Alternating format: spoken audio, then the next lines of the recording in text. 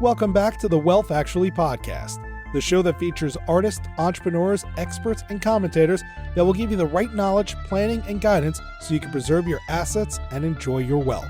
Learn more and subscribe today at wealthactually.com. And now, here's your host, Fraser Rice. Welcome back to the Wealth Actually podcast. I'm Fraser Rice. Generationally low interest rates, inflation, unthinkable geopolitical risks, the speed of information, and the prevalence of noise challenge many of our long-held conventional wisdoms. Many investors are at a loss as to how to save and invest to meet their goals. Against that fearsome backdrop, Nick Maggiulli joins us to talk about his book, Just Keep Buying, which is due out in April on Harriman House Publishing. Nick is the creator of the successful Of Dollars and Data blog and is the chief operating officer at Ritholtz Wealth Management. His book challenges many widely held investment beliefs and recasts them with a data-driven analysis for the modern investor. Welcome aboard, Nick. How you doing, Fraser? I'm doing well. You have to be really doing well. Congratulations on the release of the book. You've got to be thrilled. Yeah, it's awesome. It's just like, years of work that is now coming together, right? It's kind of cool to kind of see that happen. We were talking before about this. When it happens and it launches, you get the wave of euphoria that happens. It's a really cool thing. So enjoy. It's a lot of fun. It hasn't happened yet, but I liken it to like an IPO, it's like individual writer's IPO. So I'm excited for that feeling. Well, and the good news is it's good, so that you can enjoy the accolades when they come over because they're well deserved. I appreciate that, Fraser. I really do. Well, so let's get into it a little bit. First of all, I think your background is really interesting. Talk to us a little bit about your growing up, how you made it to Stanford, what led to the development of your blog, and how you made it to Ritholtz, and how that all sort of formed the worldview to get to writing the book. Yeah, so I was obviously like really into math, really into science stuff. I think getting into Stanford was really mostly, there's a lot of luck there. And I think maybe the best decision I ever made in my entire life, the most impactful one, was deciding to apply early, because back in the day, it was, difficult to get in. Today, it's like almost impossible. I mean, the acceptance rate at a lot of top schools is, in single digits, it's like 5% now, maybe 10%. Back when I got in, it was 10% to get in overall. But if you went early, it's 18%. There's no single thing. Like, this is something I tried to tell, like, if I'm talking to like parents about like how to get their kids into a good school, like, there is no single factor I know of that can literally double your chances of getting into a competitive school than applying early. Like, there's nothing. You could get a 2400 on your SAT. You could be the valedictorian. You could have straight A's. None of that is going to double your chances of getting in, right? This will. So for me, I looked at the data. This was just me as an 18-year-old, kid. And I was like, okay, well, like, let's just assume I'm a random applicant. So 18% chance I'll take it. So I got in with an 18%. That was the acceptance rate my year. So it was competitive, but not as competitive as now. So I think that helped a lot. And yeah, just kind of studied economics there, really enjoyed it. My senior spring, I took my first programming course. And that was my biggest regret because I wish I'd taken computer programming earlier. I took like the intro to computer science then. Right after I graduated, I went into consulting, but not the traditional management consulting, which is like, creating PowerPoint decks. You're like thinking about the future of a business. So instead of being forward looking, I was in something called litigation consulting, which is very backward looking. It says, what has happened in the past? How do we remedy it? And there's a lot of data analysis that goes into that. So I really just became really good at analytics. And so that I basically used that skill set. And I was really interested in investing in personal finance. So I took that skill set I learned from working 6 years in consulting and I just applied it to a new area, And so I think that's kind of the thing I do that's a little bit different than most other personal finance writers is like I do all my own data analysis. I run everything myself. And so I got lucky and I happened to be in the right place to get those skills. And I just happened to love this stuff. And so I wrote about it. So that's kind of the path there. I started blogging in early 2017. After about a year of doing that, I started talking with Ritholtz. One thing led to another, and I basically started working for them in mid-2018. So about a year and a half after my journey, I transitioned from consulting into finance, and I've been there ever since. It's been almost 4 years now. So that's it. And I just kept writing once a week, a blog post once a week, and did that. Basically came up with this kind of philosophy of how I look at personal finance and investing, put it all into a book, and that's what Just Keep Buying is. So that's kind of how everything came about. What was the tipping point for you when you said, okay, I've got this blog, it's successful, I have my philosophy. When did you say, okay, it's time to codify this into something a little bit more long form? Honestly, it was COVID. I still remember like first wave, March 2020, I was in New York City. I was like, this is crazy. Everything, obviously cases came down. I was like, oh, this thing's over, right? This thing's over. No, real day happened. Second wave came and I'm like, oh my gosh, like this is going to last a little longer, I think. But then, cases came back down. I said, you know what? That was everyone else. So New York had the big hit, then everyone else had the big hit. I'm like, okay, now we're done, right? But then December 2020 was that next big wave. This is obviously before, Omicron and everything. And that big wave, it was worse than the prior two waves in terms of cases. And I probably overreacted. I was like, this thing's going to last forever. So I saw that and I said, I need to use this time because I'm trapped inside. I got nothing to do. I can't go out with friends. I can't do this. I'm like, I'm going to do this. So I basically took every single weekend from January 2021 to like mid-May 2021 and just wrote the book, and put it all together. And I'd say half of it is like old blog posts that my editor is kind of, we've kind of Frankenstein different pieces together and created something better than the original. But yeah, half of the material is going to be things that if you're a really big fan of mine, you've seen before. Half of it's going to be completely new material. And even if you've seen it before, you probably don't remember all of it. And it's going to be better, right? We've refined the arguments. My editor did a great job with that, really kind of guiding me and saying, what do you really mean here? And so to digging in versus just taking, it's not just a copy and paste verbatim of blog posts, because there's a lot of stuff we refined in here. So that's kind of how the process went around. So one of the things I was struck by when I read it was that you take your data background and apply it to, I'd say, rules of typical bromides that permeate through standard investment advice. And you don't cast them aside. You don't say, oh, this is completely wrong. You sort of create data-driven support for them and adjustments where necessary. Was that sort of the overarching thought as you put the book together and started writing it, was to say, you know what, I've got this skill set and I've noticed some things that the public just doesn't quite see right now. Was that part of the rationale?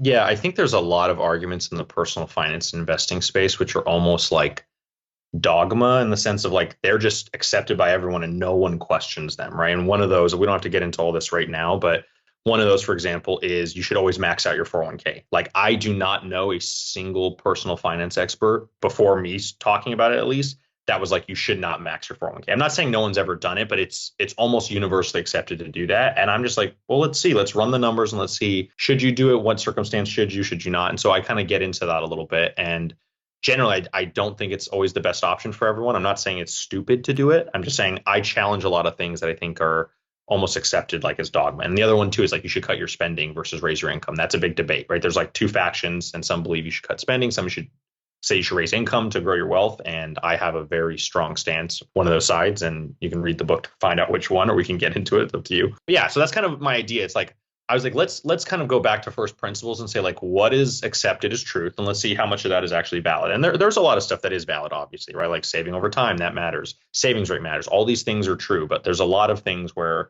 I'm not sure that the community really dug into the data, and the data may say something different than what a lot of people say. So that's kind of where I'm coming from.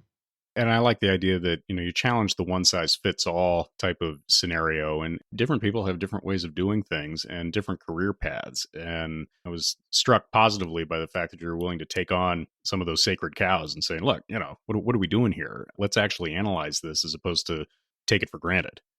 Yeah, exactly. I think the hardest thing to write about, in my opinion, is taxes, anything to do with taxes like 401k, raw, anything like that, because everyone's tax situation is different. Are you single? Are you married? Which state are you in? Which state do you plan to retire? And those are just 4 questions right there that are going to affect your taxes immensely. And that doesn't get into anything else about even your income level. That's going to affect stuff, right? So that alone, like your optimal decision is going to change based on all of those factors. And so it's really tough to write about, but I tried to do it in a way that that led to a lot of, I just want people to question the things that they don't question normally. I think that's going to help more people just to be like, hey, should I be doing that? Should I not? Just the question is going to lead to more answers and more people getting more value from this than just literally just, oh, hey, just do this because I told you to do it. I want to have people have an open mind and really to think about these problems instead of just saying, oh, here's the answer, do this no matter what. So that's kind of the idea. Well, one of the things that I liked about the book, too, was your decision to, first of all, you had a very, I think, powerful introduction and sort of a concept around using the book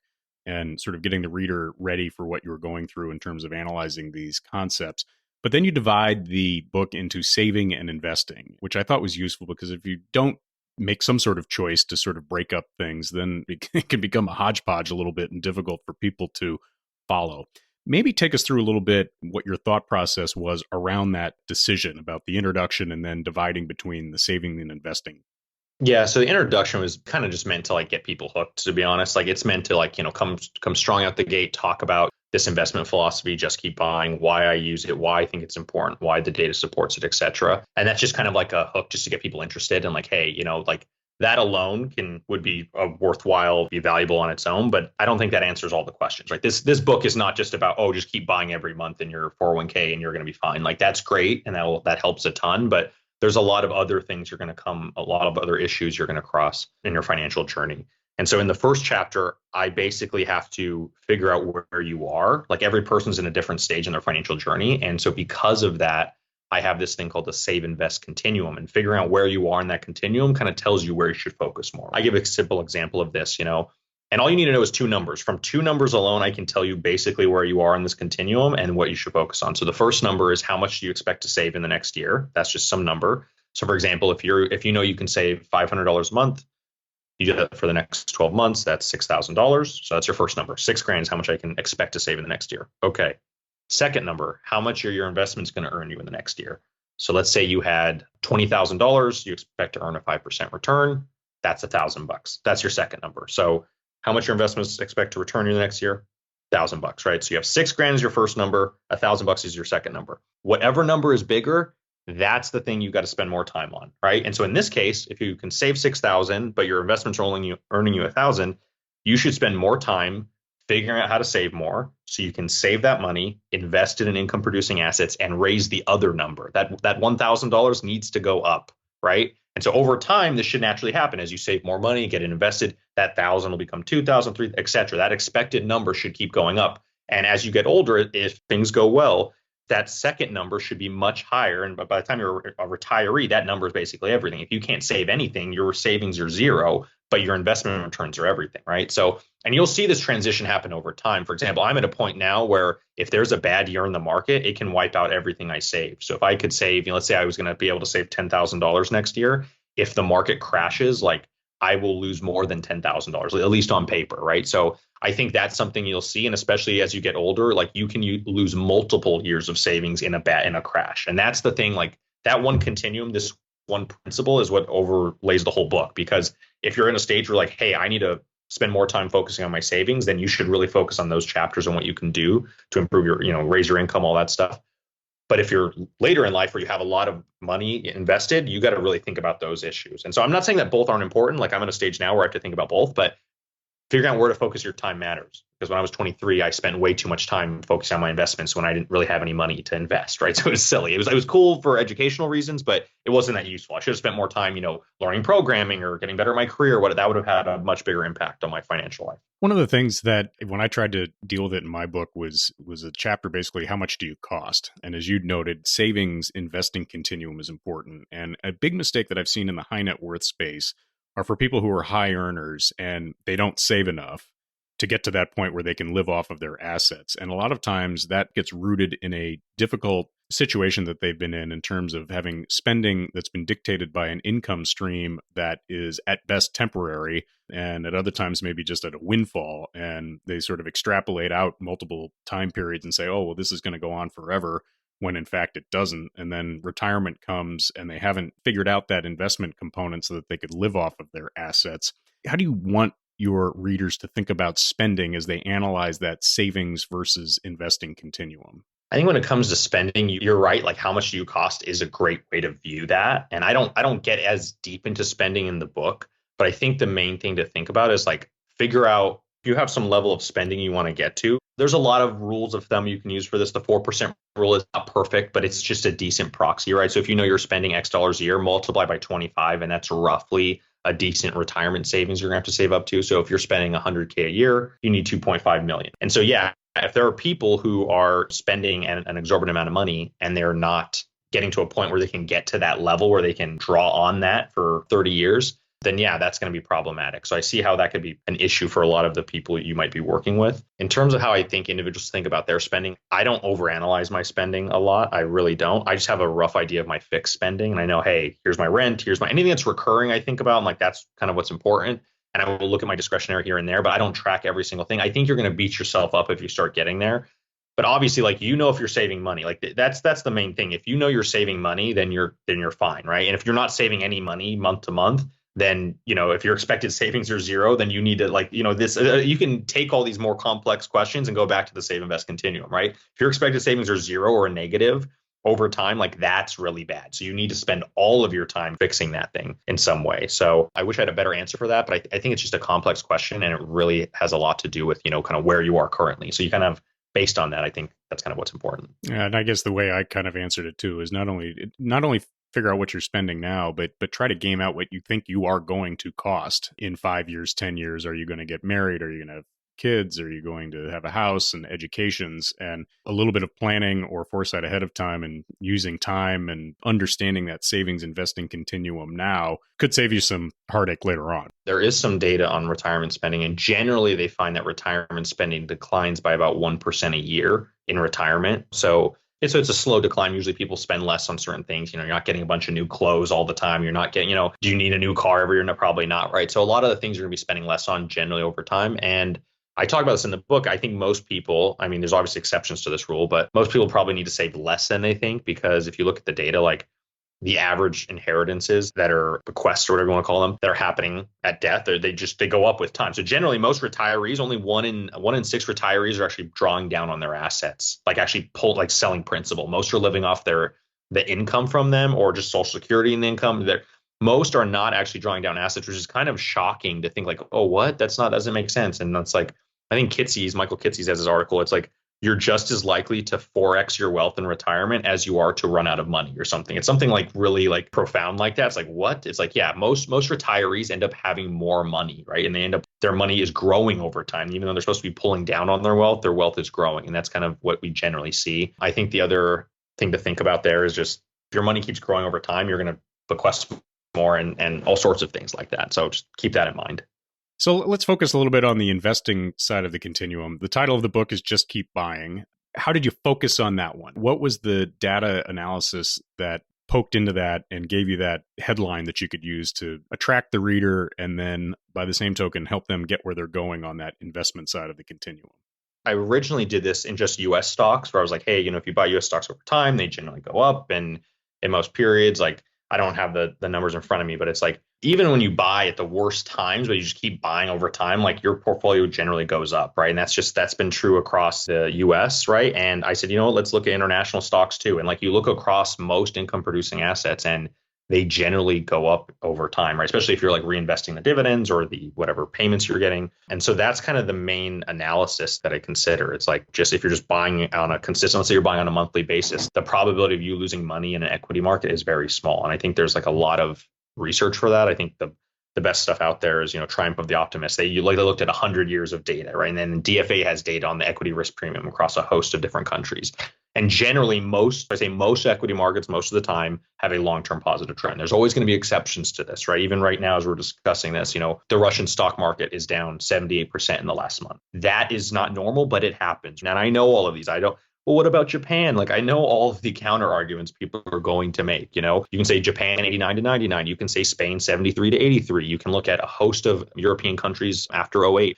Greece, for example, that's one where, like, if you just keep buying, you'd be pretty broke right now if that's all you had, right? That's why I say you got to diversify. You have to own other equity markets, own real estate, own so many assets. If any one of them doesn't do well, you're not going to be completely screwed. And so that's, I think, is the key point here. And that's the data that I've illustrated in the book. How do you advise clients, or how do you talk to people about getting their brains and emotions away from the data that would sort of drive the idea of having longer time horizons and maybe allocating with some liquidity cushions so that you're able to ride these storms out without buying high and selling low?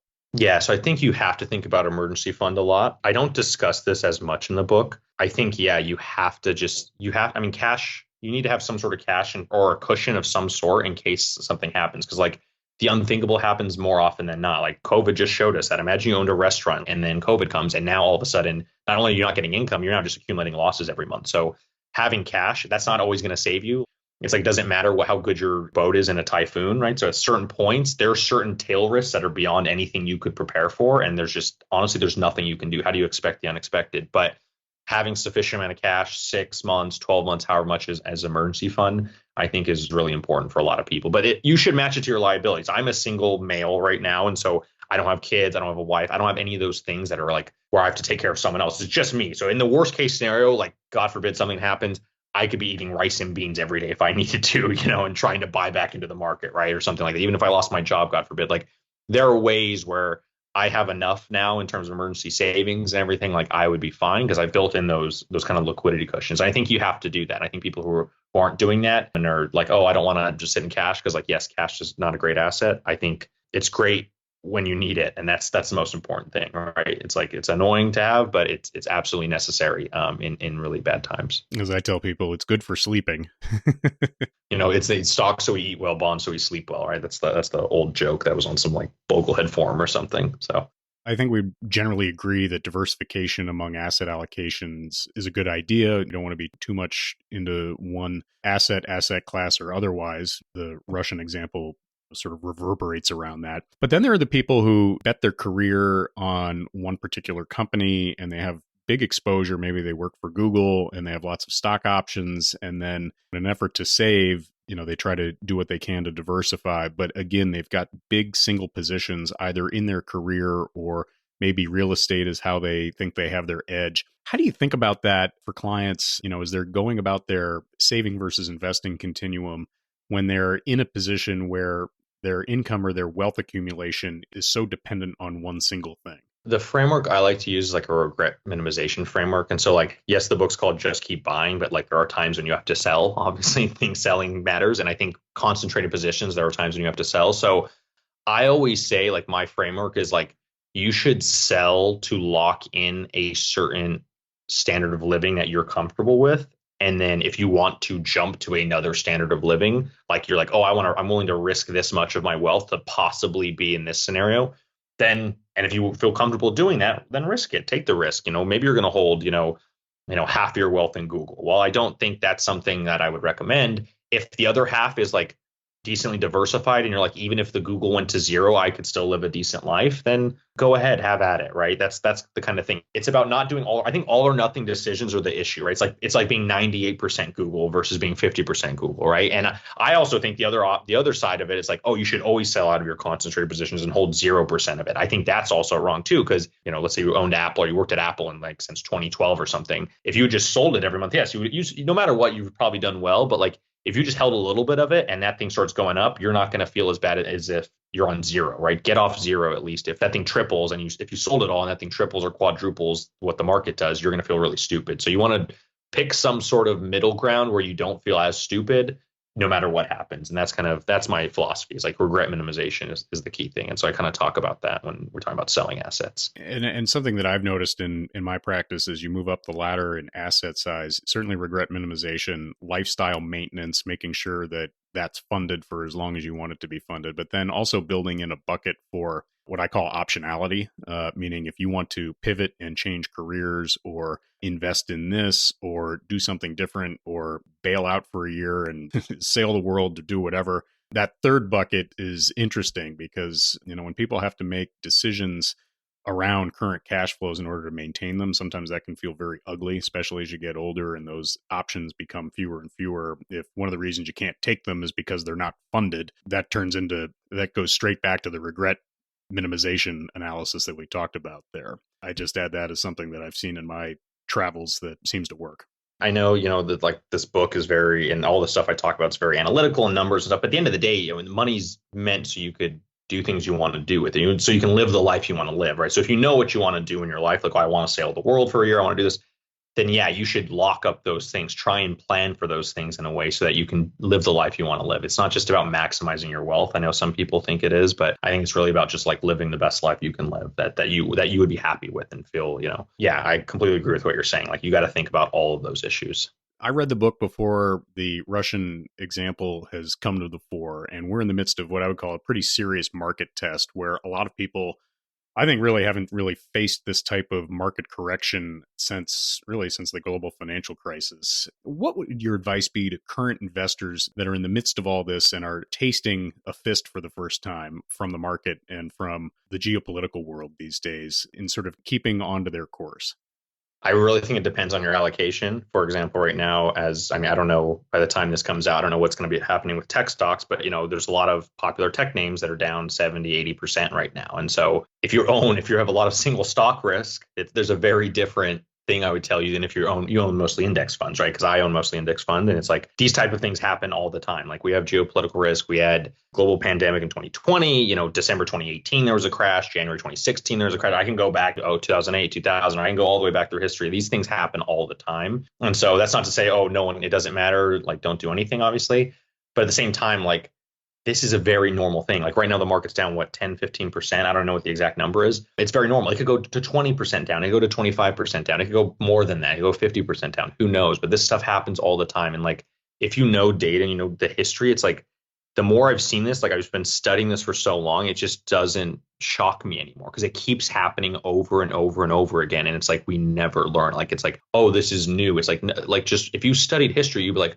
it's like the sun comes out every day and it's like, whoa, this is so weird. It's like, this happens all the time. Like this is a very normal occurrence and it's a natural process within markets. And so what's my advice to people is like, obviously the same, just keep buying, like stay on the course, do your thing. These things will pass. It may get worse, of course. I don't know. But as long as if you have a decently diversified portfolio, you shouldn't have to worry about this type of stuff in like the aggregate in a really big way. If you have a decent amount of emergency cash and you have a good portfolio, you should not have to worry about this in an existential way to your finances.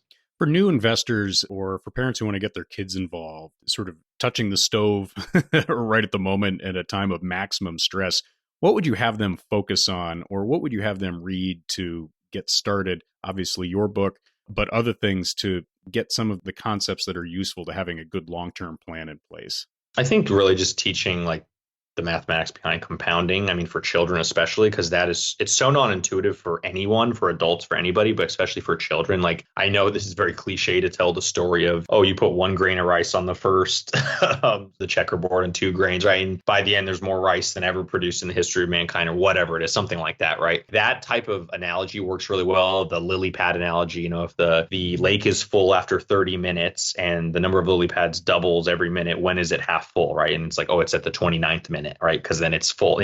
That type of stuff really teaches compounding in a way that I think children can learn. So I don't have like necessarily books I can think about, because I'm not really at that stage of my life where I'm thinking about like, how would I educate my kids on this? But I think compounding is just the first way to think about it. Really just thinking about risk and how they make decisions. I think decisions and decision making and decision criteria are really important. And so trying to teach your kids like, okay, well, if you do this, this might happen or this might happen. Like thinking about trade-offs. I think that's really important. That's true of adults in general, but like, when people think about trade-offs and risk, I think that's how you really start to understand markets. And like, okay, if I do this, what's the chance that this is going to happen versus this? And of course, we can't ever know the exact probabilities, but we can guesstimate or try and feel it out. Tell us how we find the book. You can find it on Amazon. Search Just Keep Buying. It's also available at Harriman House, our publishers. You can check them out there. And yeah, and then my blog of dollarsandData.com, I will definitely have a link to the book. For the listeners, this will all be in the show notes as well. I got to read this a little bit early and was very impressed, and I am psyched for the success you're going to have for this. Congratulations. I appreciate it, Fraser. I've always appreciated your guidance in this stuff and, everything you're doing with the state, with wealth planning for the 1%, all that. It's going to be great, and I'm going to be using that in the future. So that's all I'm going to say for now. So I hope to be involved somehow, some way. So congratulations, Nick, and continued success. I appreciate it. Thank you. Thanks, Fraser. Thank you for listening to this episode of Wealth Actually, hosted by Fraser Rice, author of the book Wealth Actually and a leading private wealth manager. Head on over to wealthactually.com where you can subscribe to this podcast, get your own copy of the Wealth Actually book, and connect with Fraser directly. We'll see you next time on Wealth Actually.